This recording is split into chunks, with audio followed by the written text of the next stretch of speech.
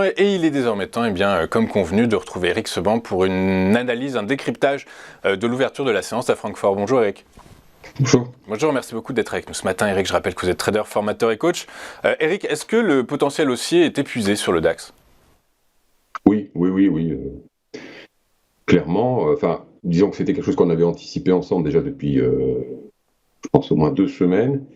Et puis maintenant, l'évolution du DAX le démontre.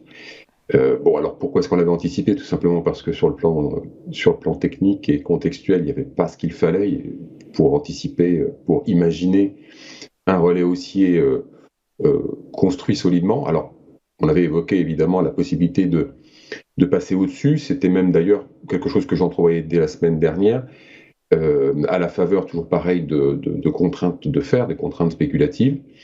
Et puis finalement, ça ne s'est pas produit, pas encore. Là, mercredi dernier, le DAX a été chercher le double top à 14 640 sans passer par 14 200. Là, on y retourne. On s'approche de 14 200. Bon, voilà, on continue cette zone de latéralisation qui est un petit peu large, dans laquelle le DAX évolue déjà depuis maintenant la mi-novembre, même un tout petit peu plus. On approche un mois. On approche un mois de latéralisation. Donc les contraintes techniques qui étaient fortes quand on a atteint cette zone, évidemment, plus le temps passe et plus chacun gère ses affaires, et les contraintes techniques ont diminué.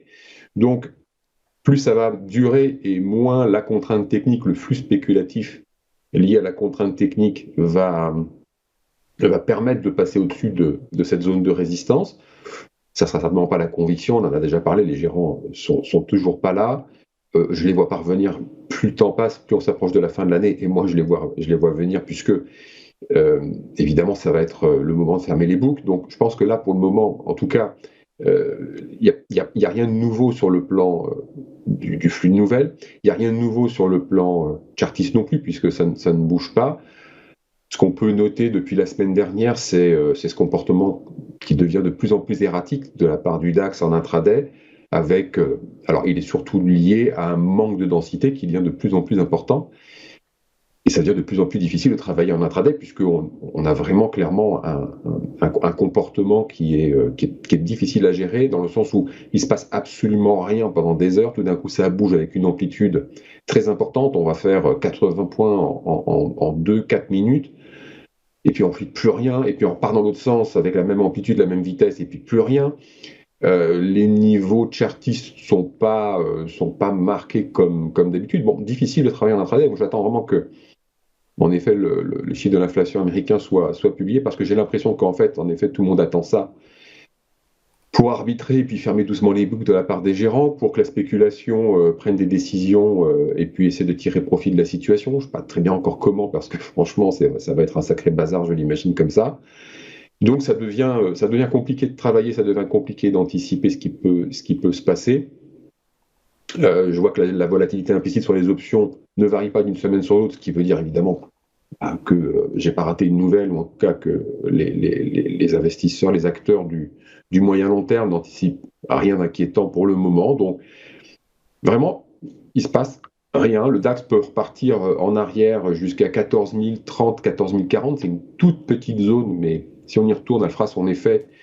Euh, donc jusque-là, il y a absolument aucun danger de remettre en question cette tendance haussière. Sans potentiel, hein, ça c'est clair maintenant. Il n'y a rien à espérer de ce côté-là. Ça ne montera pas sur un flux spéculatif qui est, je vous dis, encore une fois, les contraintes techniques sont descendues depuis maintenant un mois qu'on est dans la zone. Et puis, à moins d'avoir un chiffre de l'inflation américain qui soit comme ci ou comme ça, je ne vois pas quel pourrait être le catalyseur à très court terme pour faire bouger le marché. Donc malheureusement, on va devoir attendre la publication de ce chiffre pour, je pense, voir le DAX repartir avec un comportement plus propice à une négociation intraday. Évidemment, la négociation sur quelques jours, quelques semaines, est totalement à proscrire, surtout à cause de cette échéance de nouvelles qui va avoir un impact fort sur les marchés, c'est sûr. Alors, à brève échéance, on est d'accord, mais ça va remuer. Alors, effectivement, on a les prix à la production qui seront publiés vendredi prochain, les prix à la production aux États-Unis qui seront publiés vendredi prochain à 14h30, mais surtout, c'est l'IPC Core qui sera publié, américaine, qui sera publié mardi prochain et qui sera, effectivement, ce catalyseur dont vous parlez. Donc, il faut rester attentif à tout ça. Donc, si je comprends bien, une hausse reste timide, le potentiel reste intact finalement par la force des choses, mais il est plus dur de se positionner en intraday. Donc en fait, qu'est-ce qu'il faut faire? Il faut prendre ses bénéfices si on peut et attendre mardi prochain l'inflation américaine. C'est difficile de prendre ces bénéfices qu'on entendait tout en haut et que par le biais des constructions des marchés et des contraintes techniques qui peuvent se mettre en place.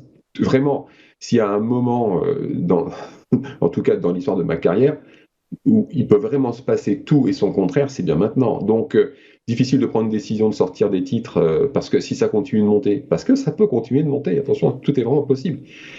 Je vous dis pas que je peux l'expliquer, je peux pas, mais je sais que c'est une possibilité. Je dis pas que c'est une probabilité forte, mais c'est une possibilité. Donc il faut en tenir compte. À partir du moment où vous voulez prendre la décision de sortir de vos positions pour prendre vos bénéfices, quid si ça monte de retourner sur les actions? Vous pourrez pas. Vous pourrez pas. Donc la problématique va se poser de justement comment se protéger plutôt contre une éventuelle baisse et profiter d'une hausse éventuelle parce que c'est aussi possible. Et le seul moyen que vous avez pour faire ça, c'est les options. C'est d'acheter des puts pour protéger votre portefeuille. La volatilité a bien descendu, même si elle est encore légèrement élevée, ça reste par rapport à de là où on vient très correct. Donc c'est une façon de couvrir son portefeuille à peu de frais, en attendant justement que les choses se décantent. Et puis pour ceux qui ne sont pas en position, c'est pareil, et qui savent manier les options, il y a des stratégies à mettre en place justement parce qu'on attend une nouvelle importante et que ça peut décaler fort dans un sens et dans l'autre. Mais bon, là je ne peux pas expliquer parce que c'est trop technique. Eh ben, on fera ça la prochaine fois, du coup. Ça marche. Merci beaucoup, Eric, pour votre analyse, votre œil et votre vision. Je rappelle que vous êtes trader, formateur et coach.